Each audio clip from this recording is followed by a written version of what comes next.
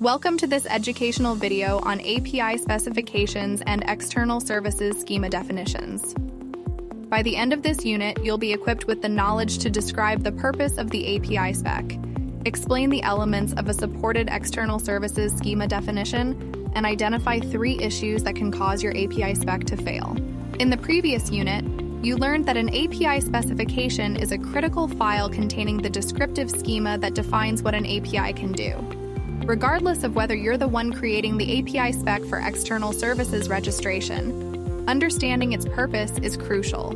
But why do you need a schema definition? Let's delve into the reasons. Now that we understand the importance of an API spec, what exactly do we mean by a valid and supported schema? Valid and supported schema refers to meeting specific schema validation requirements outlined by the OpenAPI specification and the unique requirements of external services. Only when these requirements are met can external services properly support your schema and interact with your web service. Let's take a closer look at schema validation. While a schema is designed to be human readable, it must also be machine readable and follow a logical structure. A poorly structured schema can lead to communication issues with external web services.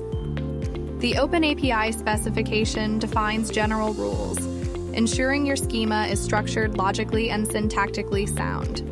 Meeting structural, logical, and syntax restrictions is the first step in schema validation, eliminating guesswork when calling external web services.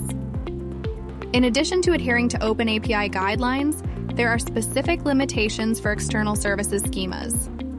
It's crucial to review these requirements before registering your API spec. A supported schema in external services means not only meeting OpenAPI specifications, but also adhering to unique external service requirements. For instance, exceeding file size limitations or surpassing the allowed number of objects or actions can lead to a failed registration process. In conclusion, understanding the purpose of an API spec, the essentials of a supported schema, and potential failure points is crucial for seamless integration with external services.